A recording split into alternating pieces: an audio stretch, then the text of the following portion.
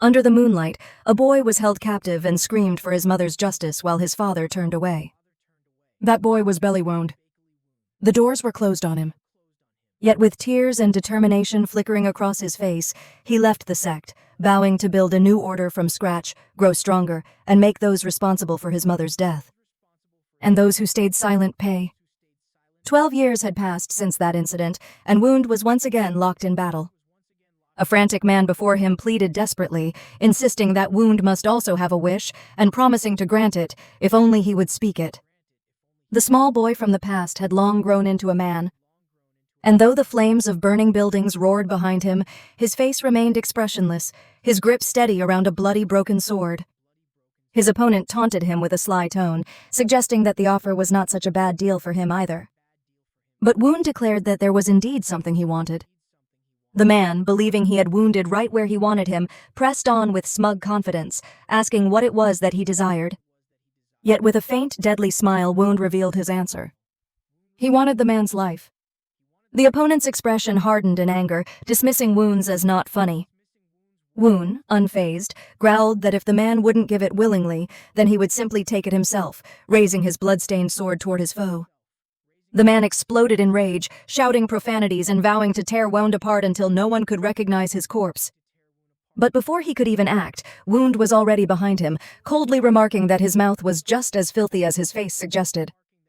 In the next heartbeat, Wound's blade sliced through the air, striking cleanly. The man went flying, crashing into the ground with a deafening impact. As smoke and dust billowed from the crater, Wound stood still, waiting, sensing that the fight wasn't over. His instincts were right. The man staggered up behind him, charging with fury and threatening to send Wound's head flying to the Miram Alliance. But Wound gathered an intense energy into his shattered sword, and with a flawless arc unleashed a slash so sharp it split the man cleanly in two. As the flames consumed the building around them, someone stood outside watching the chaos unfold. It was a woman. When Wound finally emerged through the burning doorway, victorious and bloodied, he tossed the broken sword sideways and began walking forward. The woman standing firm spoke up and said she had been told to deliver something once the task was done. A scroll held delicately in her hand. Wound face smeared in blood yet smiling faintly thanked her, calling her Moyong Hien and expressing gratitude for her patience. She thought internally that he should really wipe the blood off his face first, but aloud she brushed it off as nothing serious. Wu accepted the scroll, spreading it open to read the contents. Then, dipping 2 fingers into the blood on his face, he drew a strange symbol onto the paper while thinking that this might be the end, or perhaps the beginning of something new. Tossing the scroll aside, which Hyon quickly caught, he laughed and said she should deliver it to the Miram Alliance, announcing his retirement. When she asked if he was heading back to his hometown, Wu nodded, wiping his face, saying that he had achieved everything he wanted in the Alliance. The woman hesitated, asking if she could visit him someday after she retired. Wound said she could come find him if she ever got bored to death. When she pressed for his location, he stopped and turned back, telling her she could find him in Hubei Province, Hulong County. Sometime later, the scene shifted to Wound traveling on a boat. The boatman rowed steadily as Wound reflected internally that it had been a long journey. He recalled leaving his clan to grow stronger, joining the Miram Alliance, mastering martial arts, and climbing all the way up to the rank of captain. 12 long years had passed, and now the time had come to found his own sect. He had saved enough money to buy a manor, and the perfect property had just gone up for sale. Everything was finally aligning perfectly. Feeling elated, he couldn't contain his excitement and thought the heavens themselves must be smiling on him. Laughing loudly, he startled the boatman who eyed him suspiciously and wondered if he had picked up a crazy passenger. Wound quickly apologized, explaining that he had simply gotten carried away. He said he was on his way to finalize the purchase of a manor, the foundation of his lifelong dream, his own sect. The boatman, giving him a side glance, asked if he was a young sect leader, then hesitated and muttered that there was only one manor for sale around those parts, the haunted one. Wound asked why he was muttering, but the man brushed it off and wished that Wound's sect would flourish safely. Wound laughed lightly, thanking him, saying that all that was left was to sign the contract. What could possibly go wrong? That optimism didn't last long. The moment he saw the manor, his excitement shattered.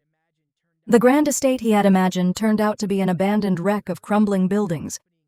The merchant broker accompanying him confirmed this was indeed the place. Woon, unimpressed, grabbed the broker Yuryang by the collars in frustration, accusing him of trying to scam him. Yuryang, sweating bullets, insisted that the place was extremely hard to obtain and begged Woon to at least look around before deciding. They entered the dusty manor, and Woon complained that it was filthy and obviously hadn't been maintained for years. The broker promised to explain everything once they finished the tour. He detailed that the manor had 45 rooms across the main and side buildings, along with 5 training halls, 4 small ones and 1 large which could be used however Woon wished. Intrigued, Woon asked which sect had owned it before, noting how rare it was to find so many training grounds. The broker said he wasn't sure, only that it was an ancient property. He tried to sweeten the deal, saying that with some repairs it could be perfect for founding a new sect. Woon paused, thinking it might be true, but still feeling uneasy. When he pressed Yuryang about what was wrong with the place, the broker smiled nervously, admitting that Woon always cut straight to the point. Finally, he confessed that nothing major was wrong, except for the fact that every previous owner had died. That revelation hit Woon like a cold slap. He repeated the word died. In disbelief, the broker nodded grimly, explaining that all of them had died without wounds from sudden heart failure always on the night they purchased the property. People now called it haunted. Even bodyguards and exorcists hadn't made a difference. Then, giving a death glare to the broker, Woon said that the man was trying to sell that thing to him. The broker, now panicking, hesitated as he stammered that this was why he was offering it for 1/10th of the market price. Woon replied that he'd just accept maybe 504 silver ingots. The merchant hesitated for a long moment, clearly torn. But after hearing this price, Woon stepped closer, placing a hand on the man's shoulder with fake friendliness, his tone shifting into that smooth, deceptive warmth. With a fake laugh, he remarked that the broker should have said that before. He had almost misunderstood him, his so-called friend. While the broker accepted the money, tears streamed down his face, his expression a portrait of silent suffering and regret. Then the broker took something out, remarking with forced respect that it was just as expected from Bakley Woon, the captain of the Maram Alliance, and handed over the deed. The deed was offered and Woon accepted it in his hand. Right at that moment, a system panel appeared before him. Flashing the message, "Received the deed." Hearing that, Woon looked a bit shaken, momentarily confused. The broker noticed his reaction and asked what was wrong, but Woon brushed it off, thinking it was just his imagination. The broker then declared his job was done and left, saying that if Woon was still alive after one night, he should come find him. Woon just agreed casually and watched as the merchant walked away from the manor, leaving him alone in his newly owned property. For a moment, silence hung heavy inside the manor. Then suddenly, Wu exploded into laughter, shouting with wild excitement that he finally had his very own manor. He yelled again that it was his own manor. And because of all that shouting, people on the nearby streets got spooked. Hearing the maniacal laughter coming from inside, one, still caught up in his joy, declared that now all that was left was to recruit disciples. Slamming a nearby pillar with a grin, he admired the building with fierce pride. Dust rained down from the impact and he started coughing, muttering that the first thing he should probably do was clean up a bit. Without hesitation, Woon climbed up on walls and started sweeping the floors, cleaning the dust, polishing every corner of his newly acquired manor. Time passed as the sun began to set, and eventually he stood on the staircase, saying that all that was left now was the main hall. He opened the massive doors and said to himself that it was time to finish this. But as soon as he stepped inside, he noticed something. A sword placed neatly in the center of the hall. Curious, he approached it, wondering if the previous owner had left it behind, thinking that it might fetch a decent price. He took the sword in hand and began to sheath it. But as he did, the blade started glowing blue. The light reflected in Wu's eyes as the entire hall was suddenly consumed in a swirl of white and blue light. Almost as if reality itself was warping. A system panel appeared. Evaluating martial artist objective sect establishment. Evaluating overall grade 2nd grade. Then another message followed. You have received the highest grade among all evaluates. Wound frowned in confusion, wondering what was happening this time, but he didn't have the luxury to think for long. Something came flying straight toward him, and he narrowly dodged it, leaving a shallow cut across his face. Another panel popped up, adjusting test difficulty. Wound realized immediately what was going on. This was what had killed all the previous owners. He muttered that, so this was it. The cause behind their deaths. The shot had come from a cannon. and he deduced that the iron ball fired must have been launched from that thing. Then another message. Test commencing. Difficulty extreme. Wound gripped his sword, smirking as he said he'd take it head-on. Another message followed. Trial. Test of martial prowess. The cannon fired again, launching another iron ball toward him. Wound slashed at midair, splitting it clean in half with deadly precision, declaring that he'd show why he was once captain of the Maram Alliance. In full battle stance, he taunted the system to bring it on.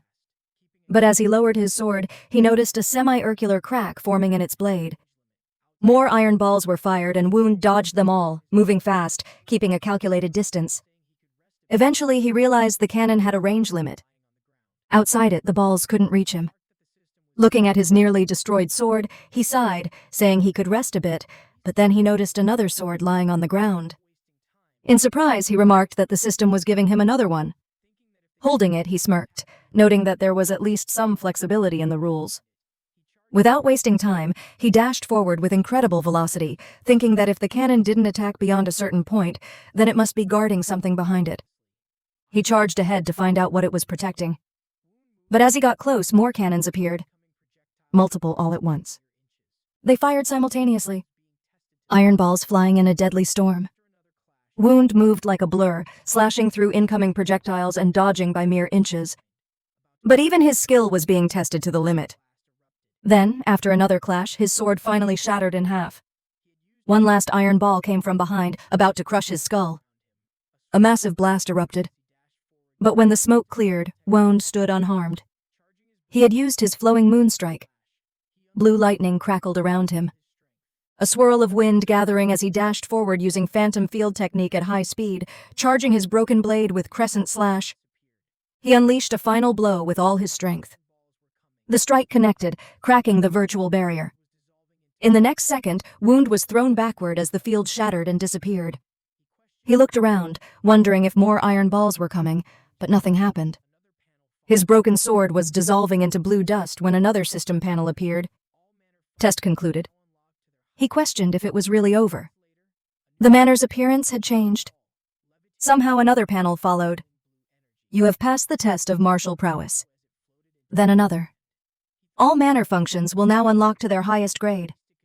Moments later, a new sword materialized in the hall, levitating, surrounded by swirling blue energy. It shimmered with divine glow as it floated into Wu's hand.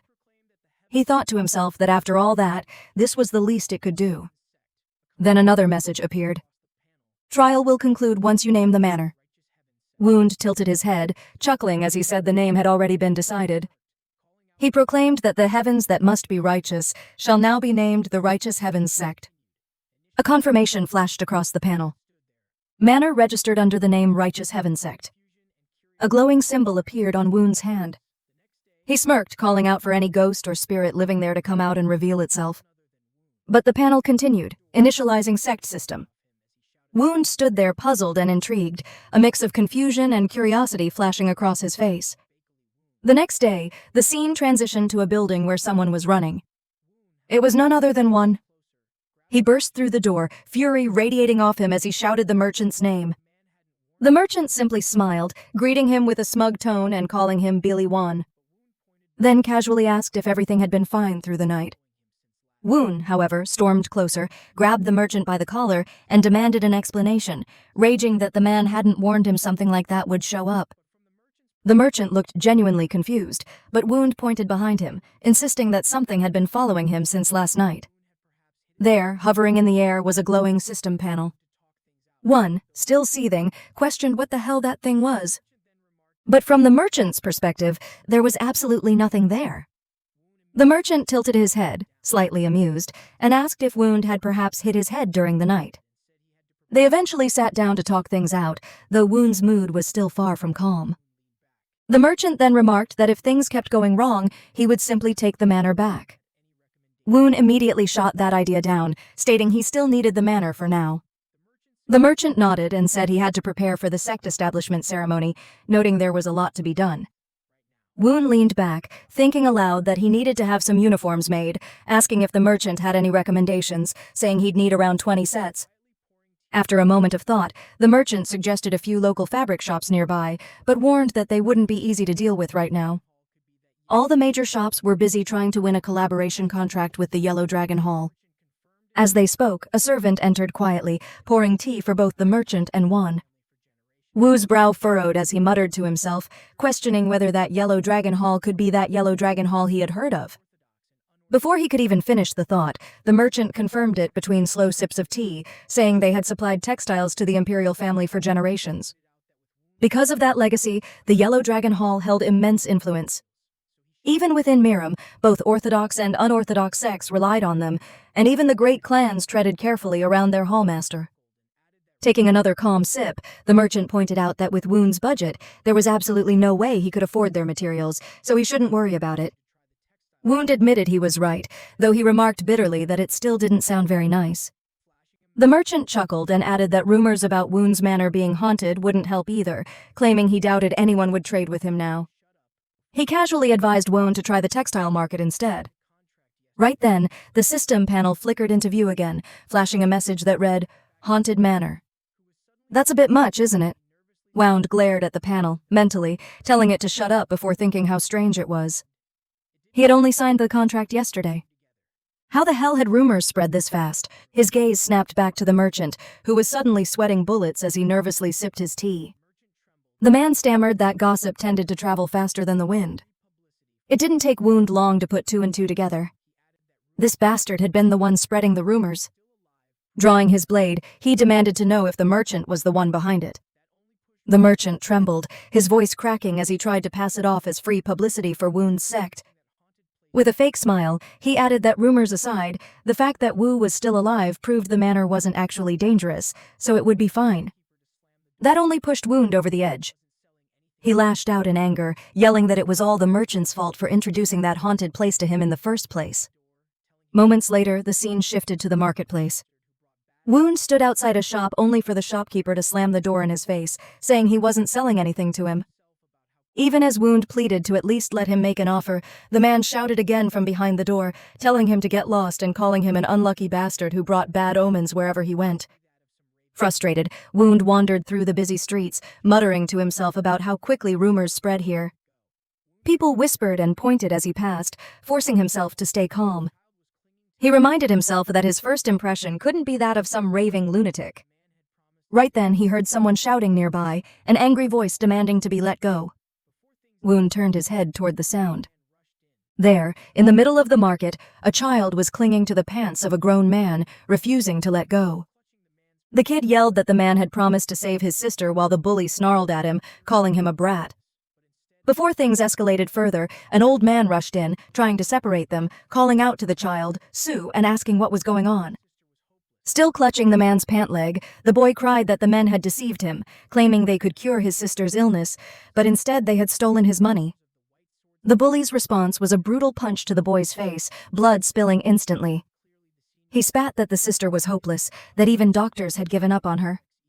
The old man's face darkened as he recognized the insignia on their robes and called them out as members of the White Sword Sect, berating them for bullying a child. Another man with green hair, clearly the senior among the bullies, hissed for the others not to let this reach the sect's ears and to handle it quietly. The first bully nodded, drew his sword, and told the old man he should have gone quietly when he had the chance. The old man stepped forward, shielding Isu, his expression grim as he muttered that they had now forced him to stain his hands with blood. Before the bully could act, a voice called out from behind him. He turned, and in that split second of hesitation, his fate was sealed. Wound appeared, and kicked him square in the face with such force that the man practically shot himself before crumpling to the ground. The market froze in silence as the bully hit the dirt in one blow. His green-haired companion demanded to know who Wound was. Wound straightened up, calm but deadly, saying that his name might not carry much weight these days, but it was still polite to answer when asked. Then, with a smirk, he declared himself the sect leader of the Righteous Heaven Sect, Bakley Woon. Another lackey from the White Sword Sect lunged from the side, roaring about, "How dare some unknown sect leader interfere in their affairs?" He swung his sword at Wound, but in the blink of an eye, Wound dodged and struck him with a precise energy. Charge chopped to the arm, snapping it clean.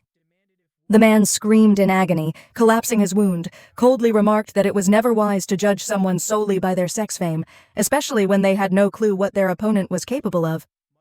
A third lackey, furious, demanded if Wound intended to make the White Sword Sect his enemy, shouting if he even knew what that meant. Wound didn't hesitate. He punched him so fast that the man went flying across the street, muttering simply that he didn't care. The green-haired bastard narrowed his eyes, realizing who Wound must be. He said people had been talking about the former captain of the Miram Alliance buying a haunted manor, asking if that had been him. Wound sighed, rubbing his face in exasperation, wondering just how far those stupid rumors had spread already. Meanwhile, elsewhere, the merchant who had started it all choked on his tea, spilling it all over himself as he remembered Wound's glare. Back in the market, Wound pointed his blade at the green-haired man, saying he was already in a bad mood because he couldn't even get uniforms made thanks to that cursed rumor. He told him to stop running his mouth behind his back and to come at him directly instead. Then, with a teasing grin, he added, "Bring it on." That was all the provocation it took. The green-haired fighter stepped forward, declaring that this was now an official challenge against the White Sword Sect and calling Wu an arrogant fool. He swore to teach him a lesson for daring to stand against them. The green-haired bastard swung his sword, but it missed Wu. Right at that moment, another lackey appeared from behind, lunging to attack Wuon. Now Wound found himself fighting 2 versus 1, surrounded on both sides. In the next moment, he elbowed one of the lackeys and drove a punch straight into the gut of the green-haired bastard, taking him down in a single brutal second. The green-haired bastard lay on the ground, screaming in pain. Looming over him, Wound remarked that it was indeed a challenge. With a cold, dead stare, he pushed the sword aside from the green-haired bastard, letting the man feel raw fear flood his veins. He warned that if it was a fight they wanted, they could come to the Righteous Heaven Sect any time. And if they didn't want things to get uglier, they should leave quietly while they still could. The bullies of the White Sword Sect left, muttering that Wu would regret this, while Wound turned to question Seo if he was all right. The small boy then mentioned that Wu had been looking for someone to make uniforms, saying that his sister was really skilled at sewing. The protagonist seemed curious, but before he could respond further, Asu began begging and bowing before him, pleading for Wu to save his sister. Wound hesitated, saying that it sounded more like a physician's job. But before he could finish, a system message appeared before him. It read, "New trade opportunity detected. Target is a 3rd grade." Hearing that, Wound thought that 3rd grade sounded pretty high. He then asked So to tell him more. Seo explained that their parents had passed away last year, leaving just him and his sister. As they traveled through forests, they had managed to survive thanks to her sewing skills, but recently she had fallen ill, her hands and feet freezing over. An old man nearby murmured that it seemed to be a freezing sickness. Woon, curious, asked the old man who he was. The old man coughed and introduced himself as the owner of a small fabric shop in the next village. He used to hire Isa's sister for work, but had lost contact with her and had been worried since. Seo led the group to his home, a small, fragile hut that barely stood upright. Woon couldn't help but think that he hoped the place wouldn't collapse on them. The moment they entered, Asu excitedly announced to his sister that he had brought the warrior who catches ghosts. Though Wound didn't agree with that title, he decided to let it slide. What he saw next, however, left him shocked. Sue's sister was holding her hands and feet directly in the fire. Even so, her skin remained unharmed. Wu's thoughts raced as he realized this was worse than he had expected. Just then, a system panel appeared, stating that the fire's heat and the cold in her limbs were clashing violently. Wound wondered inwardly if this could be a side effect of yin energy cultivation. He spoke, confirming that she must be Soa, and mentioned that her brother had begged him to save her. Sewa seemed surprised, but admitted that Isu often worried. Wu asked if the flames didn't hurt her, to which she replied that they didn't. If she didn't do this, she'd get frostbite. Wound was taken aback at the mention of frostbite. At that moment, the old man appeared, asking what was going on. So, greeted him, surprised to see him there while he explained that he had been worried after losing contact with her. She apologized, saying it was because her condition had worsened. Wound then asked if he could check her pulse. So hesitated but extended her hand. Wound gently took it, and she requested that he be quick. As he held her hand, Wound gathered a faint energy into his fingers, letting it pulse through her body. A bright light emanated from Sua's palm as another system panel appeared, warning that she was absorbing too much yin energy and that it would become dangerous at this rate. Wound acknowledged it and told the system to stop nagging, though from her perspective only saw him talking to thin air. Another system panel appeared, stating that excessive energy had invaded her body. Concentrating deeply, Wound soon realized the truth and admitted that he understood the situation. So asked if he really did, and he confirmed. He explained that she possessed what was known as an extreme yin body, a rare constitution that absorbed yin energy from the surroundings and stored it within. He mentioned that the Sword Empress herself was known to have the same kind of body. Sewa was amazed upon hearing that name.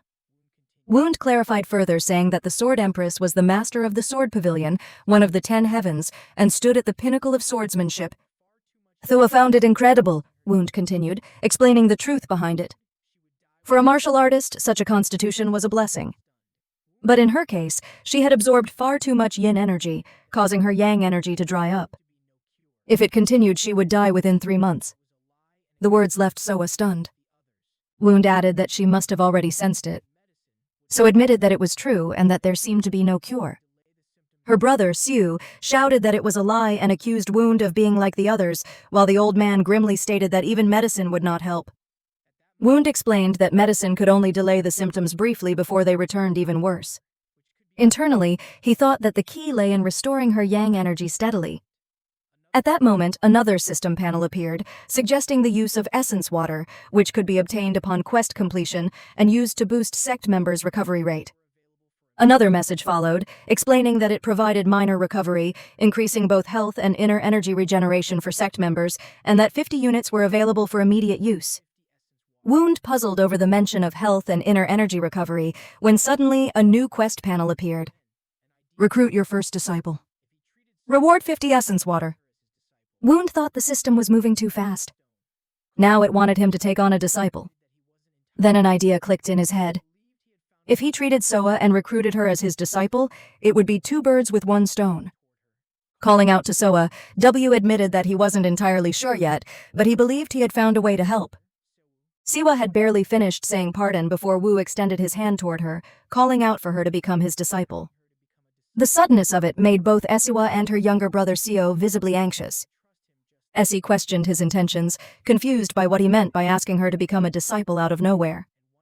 Woon, however, simply told her to trust him just this once. She hesitated, admitting that she had never learned martial arts before and wondered what he was even thinking, asking her to become a martial artist. In that moment, Soa's inner voice took over, narrating the bitterness carved into her heart. The world of Miram, she reflected, was filled with people who boasted about righteousness and chivalry, but most of them were selfish hypocrites. They acted like they would help. Yet in the end, they always prioritized saving their own skins.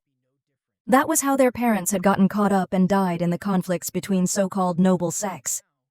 To her, Wound might be no different. Another man pretending to help, only to abandon her when things got tough.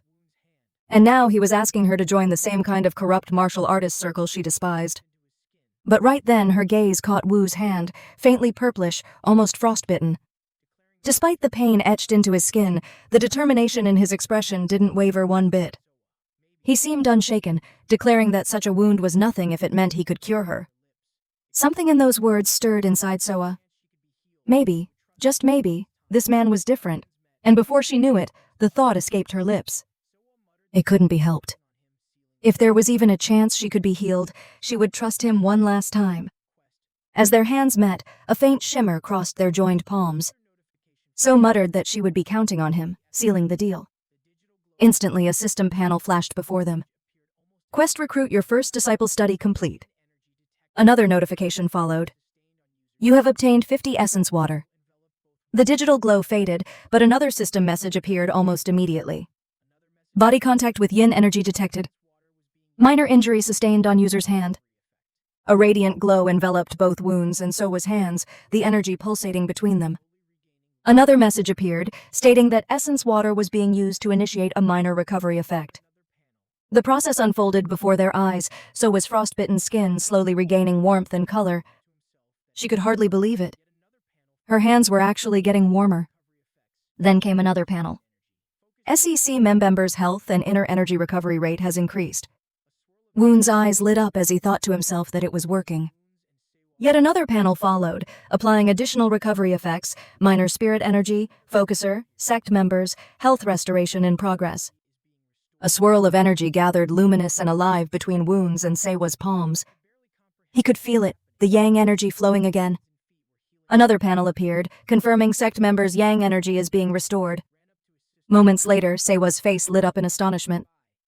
She could barely comprehend what was happening, realizing that her hands and feet were healing right before her eyes. Seo, overwhelmed with joy, ran up to his sister, shouting her name. The old man nearby, who had been watching silently, broke the moment by asking whether Wound had healed her using energy arts. Wound simply replied that it was something like that. The old man burst out laughing. Impressed, he called the scene a spectacle and admitted he liked Wound's spirit, finally understanding why the Miram Alliance leader held him in such high regard. Those words instantly made Wound cautious. So this old man knew the Alliance leader? Before Wound could ask, the man spoke again. Realizing he had forgotten to introduce himself, he revealed his name as Chon Gamyong, the owner of Yellow Dragon Hall, or as he put it more simply, the Yellow Dragon Hall Master.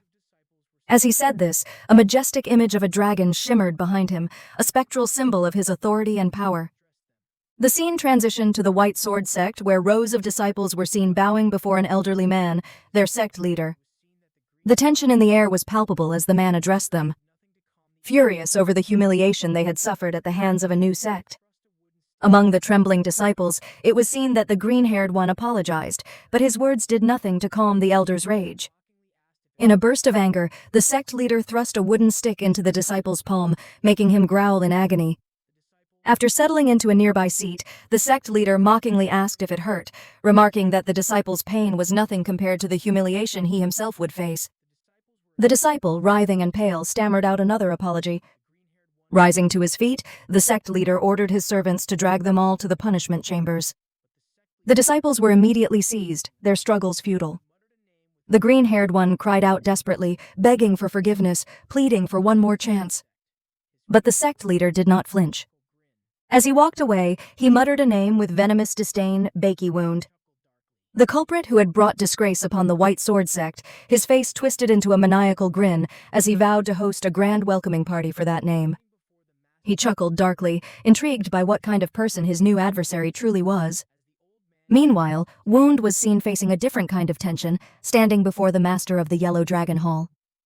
A drop of sweat trickled down his face as the old man introduced himself as Chon Gamyong, the powerful Halm of the Yellow Dragon Hall. Nearby, Sewa bowed deeply, apologizing for not recognizing him sooner. The old man dismissed it lightly and turned his attention back to Won, offering him a place in the Yellow Dragon Hall and promising support for any of his ambitions. Woon, maintaining an unreadable poker face, listened in silence while internally analyzing. The Yellow Dragon Hall was a massive merchant guild that supplied the palace with fine silk and garments. Just then, a system panel flashed before him. You have detected the beginnings of a new business partner. Opponents rank first grade Sevi Yellow Dragon Hall. Wound thought to himself that the hall also possessed numerous martial masters, enough to make even renowned sects tread carefully. Chon Gamyong's influence reached both the Miram Alliance and the unorthodox Miram, making this a tempting offer. Yet it wasn't the path Wound desired. When he finally spoke, he politely declined, explaining that he had just taken in his first disciple, catching Sela off guard as she realized he was referring to her. Shan Gamyong's expression hardened, his tone turning threatening as he asked if Wound dared reject him. But Wu stood his ground, boldly suggesting that instead of joining, he wished to conduct business with the Yellow Dragon Hall and promised to bring them fame worthy of their name. The old man twitched at the audacity, scoffing that he had shown kindness only to be repaid with arrogance.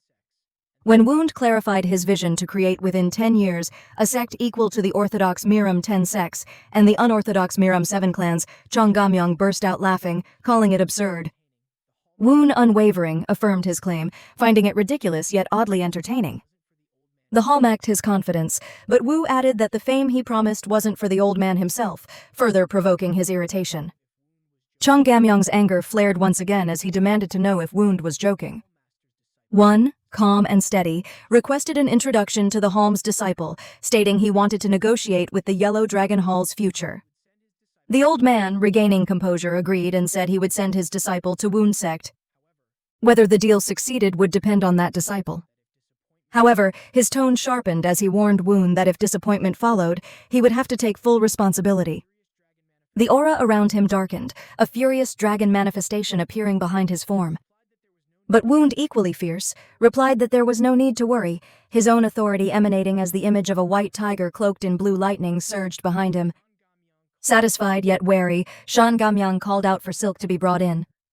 Startled murmurs filled the air as several members of the Yellow Dragon Hall appeared outside the hut. They bowed, greeting their leader respectfully as a carriage waited for him, handing Woon a bundle of exquisite silk. The old man remarked that it was a contract fee, a gift for the spectacle he had witnessed, insisting that Wu not refuse. Wu accepted graciously, internally admiring the might and sophistication of the Yellow Dragon Hall. Their martial presence was immense. He had sensed it all along, but hadn't realized how close they truly were. As the sun dipped below the horizon, Chongamyang departed in his carriage, chuckling about Woon's arrogance, amused by the boldness of a man who dared to promise him fame. He then instructed his servant to take him to an old friend, declaring that he wished to visit the Evil Path Alliance for a drink. The carriage rolled off into the night, fading into the darkness. By the next day, Wu was seen dressed in new traditional attire that shimmered in the morning light. So, smiling proudly, asked for his opinion on the outfit she had made. Wu responded with approval, clearly impressed. So admitted it was her first time working with such high-quality silk, while Wu acknowledged how comfortable it felt, even when moving. Another system panel appeared, declaring that the clothing piece had been expertly crafted. Following that, another line flashed across. Please pick a reward. A shimmering, glowing light appeared in Woon's hand, leaving him puzzled. A new system message popped up stating that the reward could be chosen from 3 options: Advanced Sorcery Countertext, Advanced Miracle Medicine of Talent, and Exclusive Trade Unlock. Reading through them, Woon thought they were all incredible choices, though the first 2 seemed particularly tempting. Yet without hesitation, he selected the 3rd option. The system acknowledged his decision, confirming that he had chosen the reward Exclusive Trait Unlock. Immediately after, another panel appeared, indicating that he could now unlock the traits of his sect members. As Woon's eyes naturally drifted towards Soa, her profile appeared in front of him. Sewa, 17 years old, born with exceptionally strong yin energy. Though her martial arts potential was hindered by a long break from physical activity. Her listed traits were diligence, adversity, and responsibility. However, a warning followed. The target lacked sufficient internal energy, and trait unlocking was not yet possible. Woon read her traits under his breath, repeating the words diligence, adversity, and responsibility, wondering why he couldn't select any of them. Another panel appeared, explaining that her discipline grade needed to be increased before unlocking. He found that utterly unfair, but quickly decided to fix it, thinking that he'd make her stronger and open those traits himself. With determination, he commanded Se Yoa and Seo to begin training immediately. The scene shifted. Sua was taken aback. In her mind, Siwa struggled to see any connection between herself and martial arts. The thought of actually learning it felt almost absurd. She doubted herself, wondering if she could really do well. Even though Woon had reached out to her, a fear lingered. What if she messed everything up? But then she remembered his comforting words, telling her not to worry, and that everything would be fine as long as he could heal her. That memory made her laugh softly, and she began warming up, deciding to trust him and leave her worries behind. Moments later, with a burst of optimism, she asked what kind of martial arts she would be learning, and training began with the most basic stance, the horse stance. Essa found herself struggling to maintain balance, awkwardly holding the posture known as the horseback riding pose. Quickly exhausted, she thought that this wasn't what she had imagined. She had expected something more exciting, something that looked like actual martial arts. But Woon told her it was because she wasn't fit yet. And for now, her focus had to be on building stamina. She questioned how long she had to hold that stance, and his response was simple. 1 hour. The idea of standing in that uncomfortable position for an entire hour horrified her, but Woon encouraged her to keep going. Silently, she questioned her life decisions while her legs trembled under the strain. As she held the stance, she wondered aloud if she would ever be able to learn martial arts properly. Woon reassured her that she was born with a high affinity for yin energy.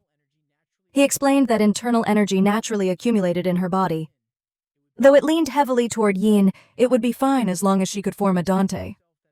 Inwardly, Wound thought to himself that an absolute yin body like hers was a rare gift. She was born in perfect condition to become a martial artist, and he couldn't afford to lose her. Suddenly, a system panel appeared, humorously, stating that the user's creepiness level had increased. But before Wound could react, a panicked voice called out in the distance. Turning toward the sound, Wound saw the merchant rushing toward him in horror. The man shouted that the White Sword Sect had already sent a letter. Confused, the merchant asked if Wound personally knew their sect leader. Wound was puzzled by the mention of the White Sword Sect. The name sounded familiar, but he couldn't immediately recall why. Kim, however, looked furious and cursed under his breath, calling them bastards. Wound suddenly remembered. Those were the same people he had beaten up the day before. With a casual curiosity, he opened the scroll to see what it contained inside. It stated that the White Sword Sect was hosting a duel competition and had invited them to attend. The focus shifted again. The White Sword Sect, as history had it, held dominion over the region. Their leader was infamous for his personality, with rumors suggesting that he enjoyed humiliating weaker opponents during the so-called duels. The merchant explained that the sect usually targeted opponents of similar or slightly weaker levels, but their own sect was entirely new and unheard of. His words accidentally carried a tone of insult, and immediately every member of the Righteous Heaven Sect, including Wound, turned to glare at him with deathly stares. Even the system seemed to join in, amplifying the awkward tension. Realizing his mistake, the merchant hurried to clarify that it was a misunderstanding. Wound, still smiling, said that the merchant was probably right. The White Sword Sect must be trying to embarrass them. But instead of being intimidated, he found it amusing. He declared that this was going to be fun, and that it was their opportunity to spread the name of the Righteous Heaven Sect. Meanwhile, SOA, still holding her horse stance, looked worried. She wondered aloud if they would really be all right since it was just the two of them. Wouldn't she end up being a burden? One casually replied that she would be the one attending the competition alone. Her eyes widened in surprise, and she stammered that she understood, resolving that she would have to train even harder if she was going to participate solo.